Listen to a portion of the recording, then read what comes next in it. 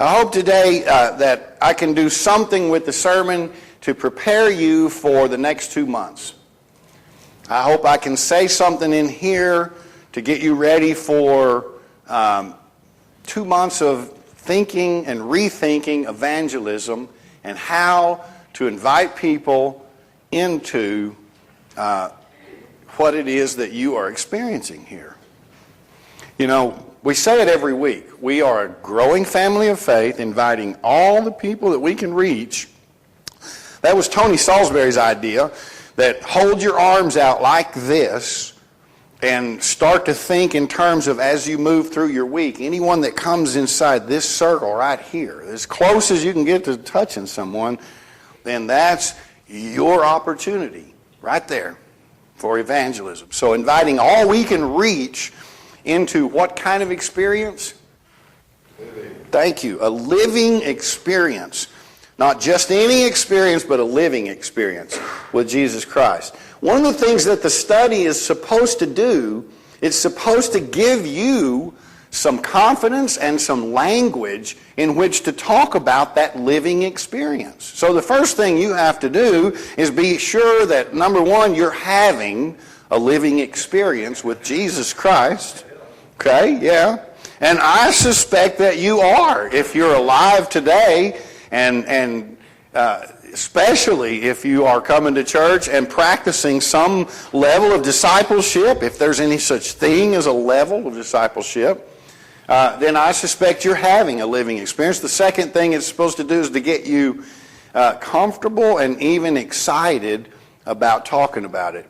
As comfortable and as excited as talking about your favorite sports franchise. And what a great way to start the sermon. What am I going to preach about today? What else? Football. It's Labor Day weekend and football has begun. Yesterday was the first Saturday of the college season, and that meant that the games that were on TV counted for something yesterday. And even next weekend, the NFL kicks off, and so it's football season, and we can all talk about that, or maybe the Rangers. I know we got Ranger fans in here, and boy, I'm not a big follower of baseball, but you don't have to be right now to know that the Rangers can hit the baseball. Man, I can see that anytime I go to lunch in town and the TV's on. So as easy as it is to talk about the things that you love and are passionate about, we hope to get you there before the end of October. So when you are at the booths, and I want you at the booths, you know, this year at our Fall Fest, all of our booths are going to have an outreach or a mission-minded theme. So yes, there'll be duck booths and fishing booths and face painting booths and all kinds of fun things to do. But at the same time, we want you there talking about BCIS. That's the group at Big Country Resources that we do shoebox ministries for at Christmas time. We want you there talking about Week of Compassion. That's a disciples entity that is a disaster relief ministry that reaches out to people, even in our own city in Abilene. We want you there talking about the Boys and Girls Club of Abilene and the Wylie campus, because it is a big, clear mission of this church that we spend time, money, and energy making sure that kids have a safe place here Monday through Friday to come after school. So these kinds of things, we want you there talking about those things with energy and excitement. You'll be resourced if you come. If you come. If you hear the sermons, if you come to the Bible study, you'll know how to say more than, you want fries with that?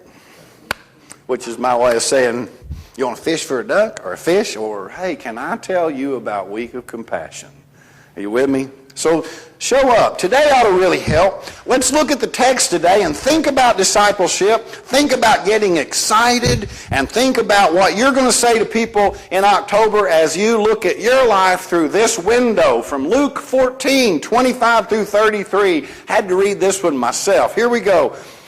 Now large crowds were traveling with him, that would be Jesus, and Jesus turned and said to these crowds, "Whoever comes to me and does not hate father and mother, wife and children, brothers and sisters, yes, even life itself, cannot be my disciple. Whoever does not carry the cross and follow me cannot be my disciple.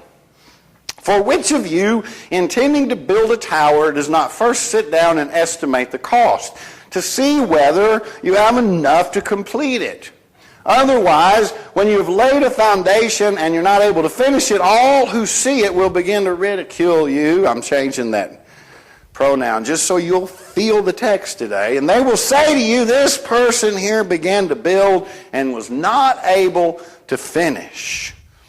Or what king going out to wage war against another king will not sit down and first consider whether he is able with 10,000 to oppose the one who comes against him with 20,000? If he cannot, then while the other is still far away, he sends a delegation and asks for the terms of peace. So therefore, none of you can become my disciple if you do not give up all your possessions. Does that give y'all something to talk about? I mean, if that's the standard, then I might know somebody if I think hard enough and long enough, or I may be aware of somebody. Maybe I don't know them personally, but if that's the standard, that's just sort of an edgy piece of scripture today. So really what I want to talk to you about today, to begin with, is literalism. Is this literal? Should we apply this directly to our lives and say, either A, I am not a disciple of Jesus, or B, should I go home today and sell everything I own to be sure that I am a disciple of Jesus? And is that the only thing required of me? If I do that, or there's some other instructions in there that are a little clear. I've got to work up a good hate for my mother, for my dad, for my sister, for my wife, for my children. And what about this word hate? I want to talk first about how to be literal, okay? So here's what I want to do. I want you to see if I'm speaking literally or figuratively. You know, was he being literal or was he speaking figuratively? If I say to you, Alan drove his car off a cliff, what does that make you think? If I said it right before prayer time, we'd all start praying for Alan because we would think that he was in the hospital, if he was still alive at all, having driven his car off a very high place, right? But you see, I knew Alan in high school, and I rode a lot of places. You've heard that before. Alan was my ride when I didn't have a car. And that was the whole first year that I was in Texas, really. And Alan had this old Malibu. And I'm going to tell you, when he got through with that car and he turned it back in, there wasn't anything left of that car, okay? Nobody was going to be able to get anything else out of it. He turned it back in well used, okay? If I had said Alan drove that car into the ground, most of you would understand that, wouldn't you? You'd know exactly what I meant. Oh yeah, Alan, he drove that car into the ground. What Doug means is he wore that car out, because he did. But if I say he drove it off a cliff, you're a little confused. So there's three things you got to think about. Number one, what about Alan? You need to know something about Alan before you can understand literally what I'm saying to you. What about Alan? Well, if you knew something about Alan in high school and the way he drove, you wouldn't need me to say anything else. Then there's another question, what about Doug? If you went tomorrow and said to a handful of people, did you know Alan drove his car off a cliff?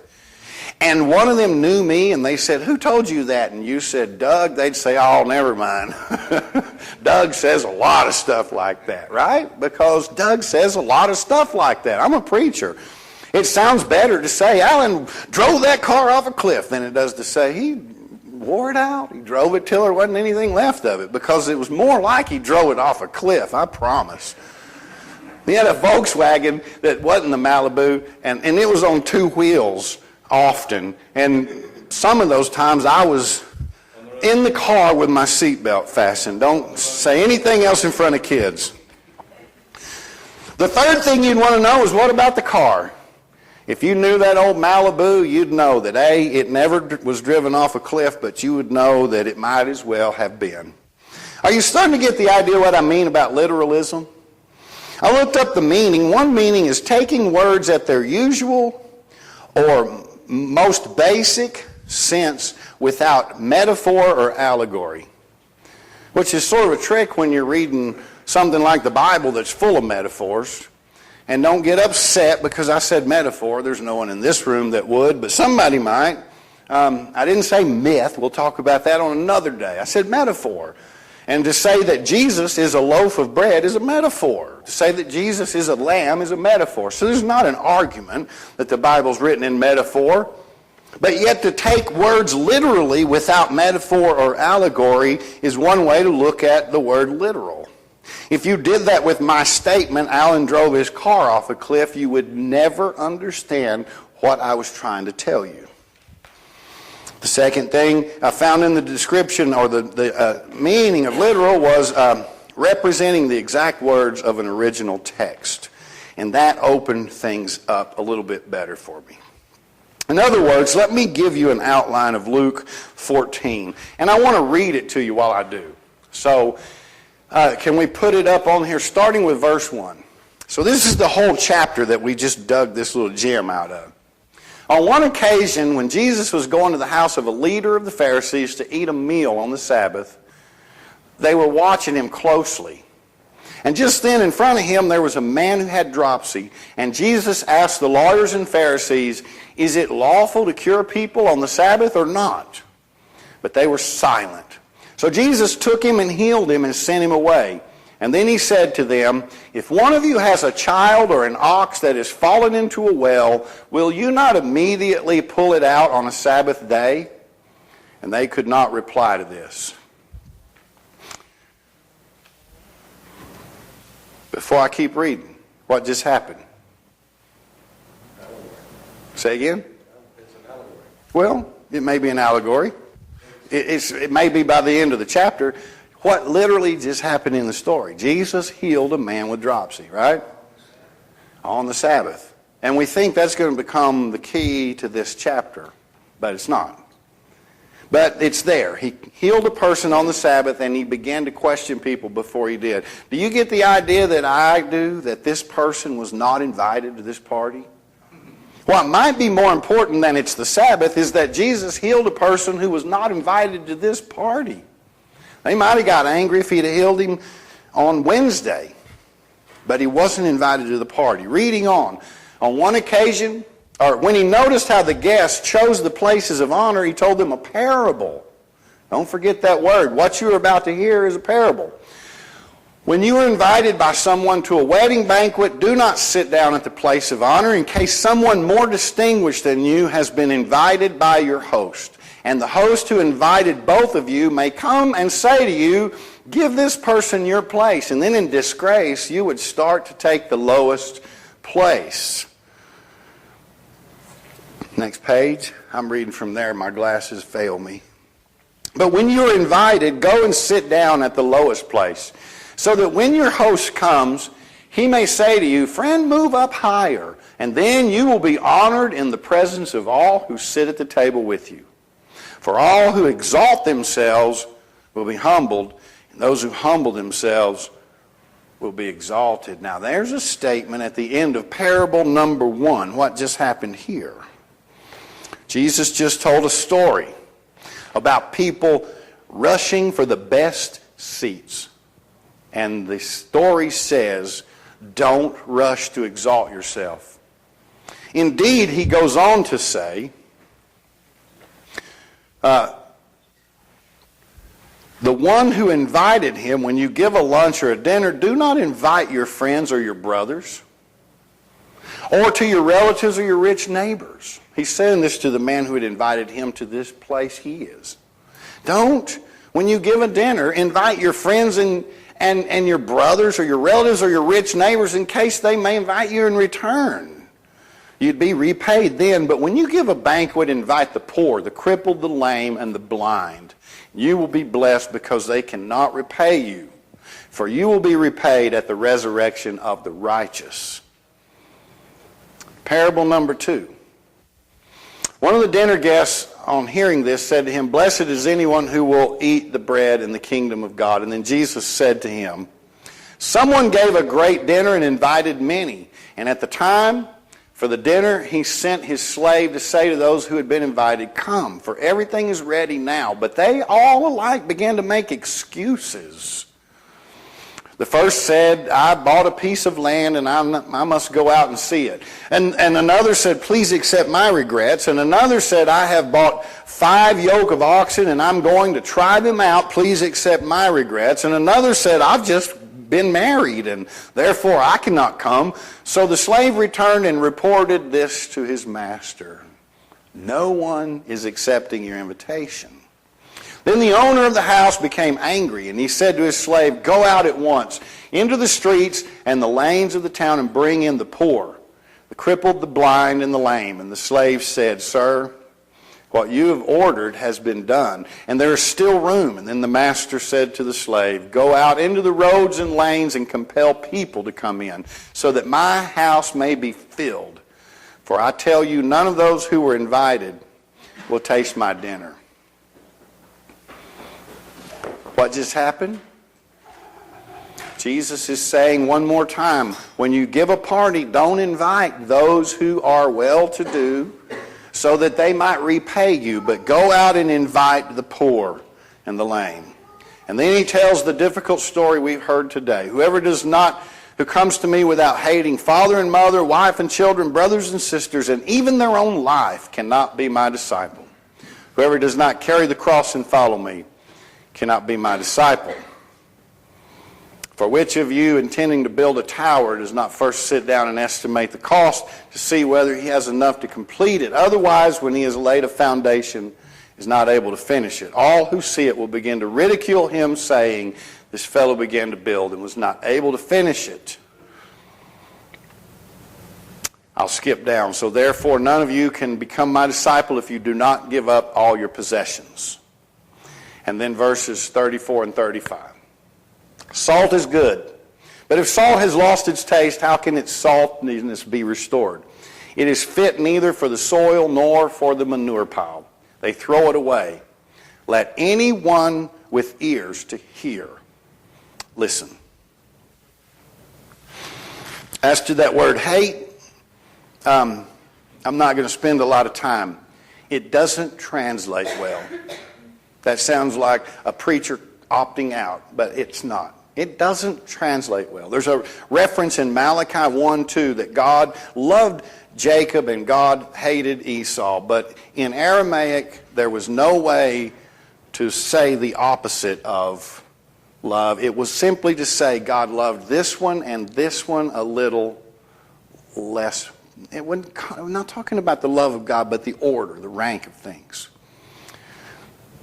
A little less than the other, okay? The reason I wanted to talk to you about literalism around this scripture is very personal.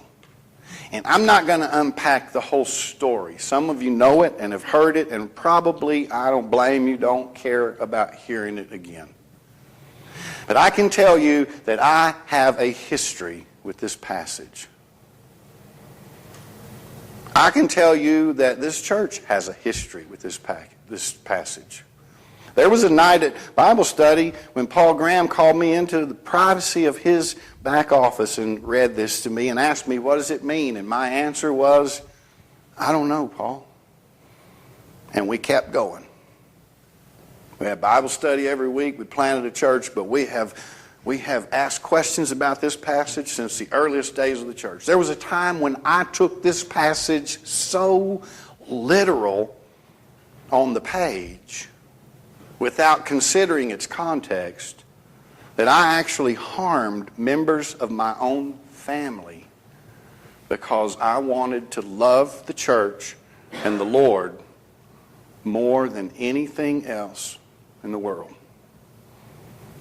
And I'm going to tell you that disgraced God, and it disgraced the Scriptures. And why someone who never allows himself to such an I don't know what, a kindergarten understanding, an absolute misapplication of the word literal. And I let myself fall into that and hurt people that I love so that I could love God more than any other. You know, I believe it was God that straightened me out on this too. Because when I went through another dark period of my life and I was crying for my wife, and people were telling me, put God ahead of her. And I kept saying, I don't know how to do that. It was God who visited me with that tender whisper of mercy in the night and said, if you love me, you'll just love your wife more than you love yourself. That can't be hard to do. This is not a contest between Shannon and God. This is not a contest between your children or your parents or your neighbor and God. It is not a contest to see how you can love or who you can hurt in the name of God to be more loyal to some passage that someone pulled out of context and didn't give you the rest of the story. I mean, after all, when Jesus says, if you want to be my disciple, you've got to love me more than all these things, isn't he saying, if you go back to the first part of this story, you've got to treat other people at least as well as you would your own son, or for goodness sake, your ox anyway. You'd go out of your way on the Sabbath to pull an ox out of the ditch.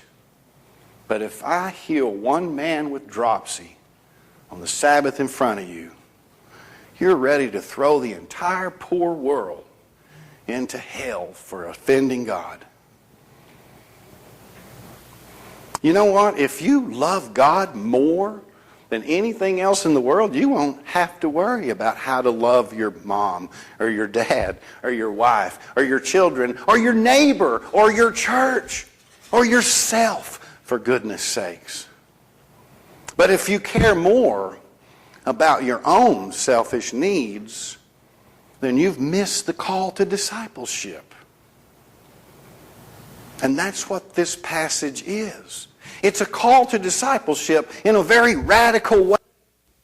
To almost make it seem like it's something you can't do, but yet to make it as easy as stop taking this so seriously and stop taking yourself so seriously and get back to doing what your heart tells you to do. Be involved and engaged in life and in the lives of those around you, because that is God.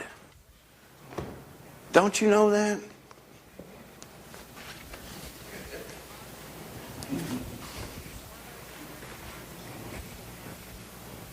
My Lord. My God. My Lord, my God. I took my shoes off because this is a holy place. My Lord, my God. I'm not worshiping you. I'm trying to tell you that the way God contacts me is through you. I would know little to nothing about God except for your faces and the experiences that you bring here, and for you allowing me to love you and to serve you. My Lord and my God. And I will never hurt another person defending this congregation because of the God that lives in you, my Lord and my God.